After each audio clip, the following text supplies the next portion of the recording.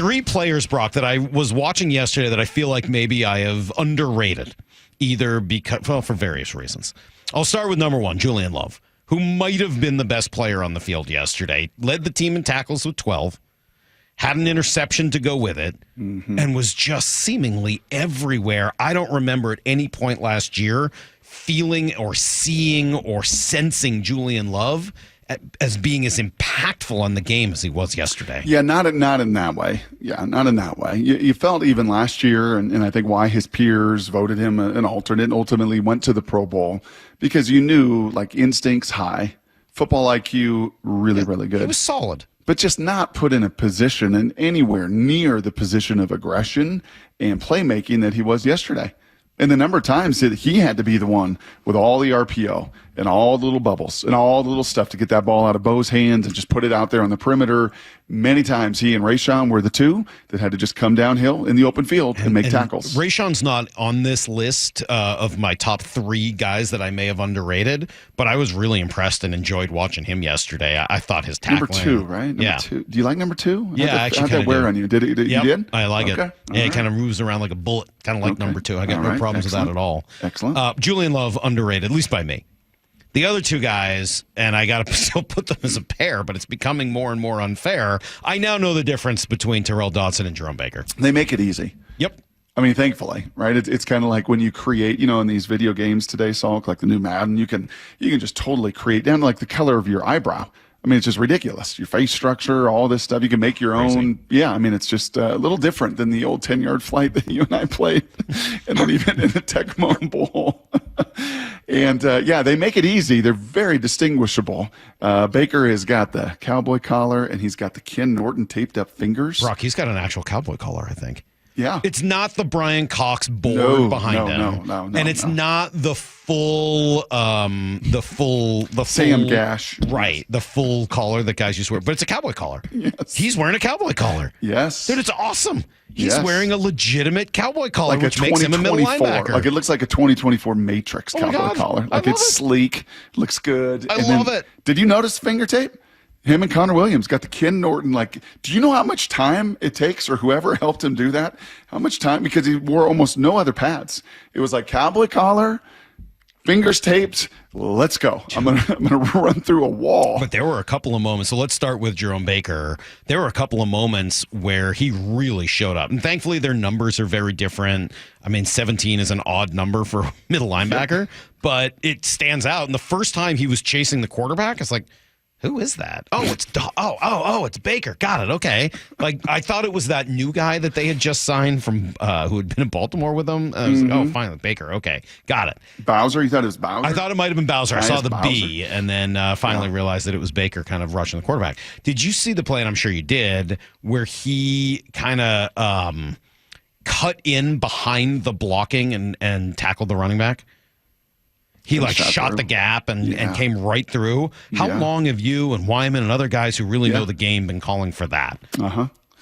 Yeah, for some time. And if you're going to do that and you're going to cut under that, and you better be right, and you better have kind of the quickness to be right on that. And you've not really, unfortunately, had that for a number of years. So yeah, to see that was terrific. And then his buddy next to him. Oh my gosh! I mean, I was hard on number 0. I'm not a number 0. I like guy. it. But in some of it, unfortunately, the predecessor last year, Bush, like number 0, it looked terrible.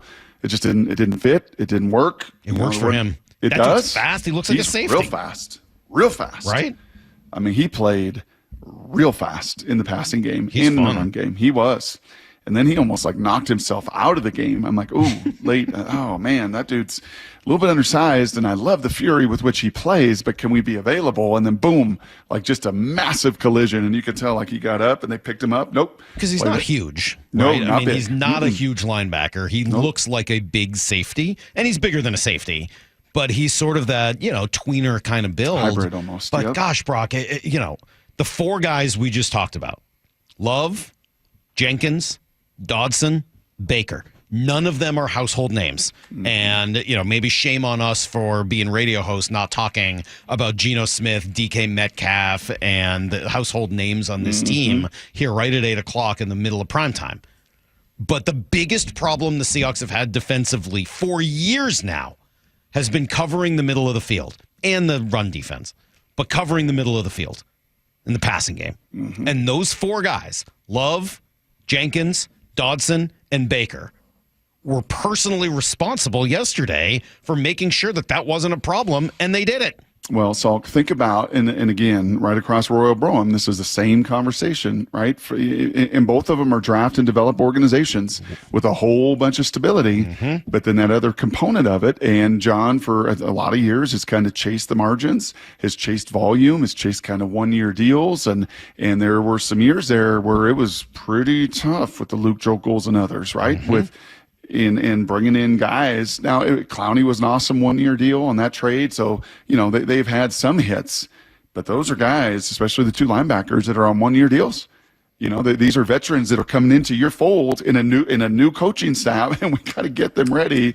And oh, by the way, they're going to miss most of the OTAs and the on-field stuff over the whole offseason, and Baker all the way through training camp, and yet when the lights were on, he got to figure it out, man. They looked absolutely awesome. I think there was something to, because we know now with maybe the Jamal Adams deal that there was a little maybe disagreement. Like Pete Carroll and John Schneider weren't on the same page with how to use him once they got him here. Mm-hmm. Do you think that Schneider and his scouting staff were already looking at like a Jerome Baker and a Tyrell Dotson, or do you think this is McDonald and Schneider working together and having the same vision? Great question. I don't know the answer to it. It's an awesome. You do? I do. I know it's 100% communication between those two groups in ways that have not been done for a long, long time. Great. Well, that's awesome. I can say that totally. The other thing it kind of led me to believe, Brock, was more of they knew that this was a problem. They focused on it in the offseason and fixed it. Yep. Right? Like, I don't know what was going on before. Brock, you're probably absolutely right about the communication between the two.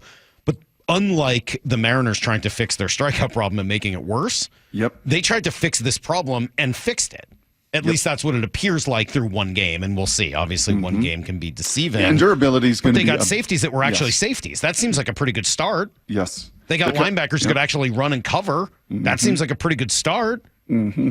Like going out and fixing a known problem by acquiring players that are actually good at the things you're not good at.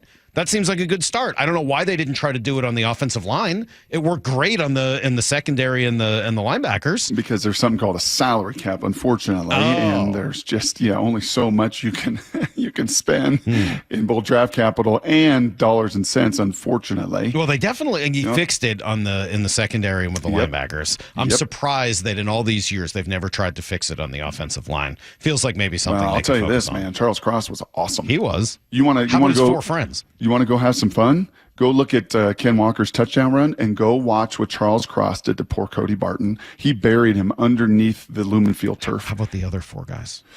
Connor Williams was pretty good at center. I think he was absolutely more than capable and on point and great in checks and really good in the run game. And part of why they ran it and why they ran it successfully is those guys can run block. The other pass blocking component, definitely a work in progress.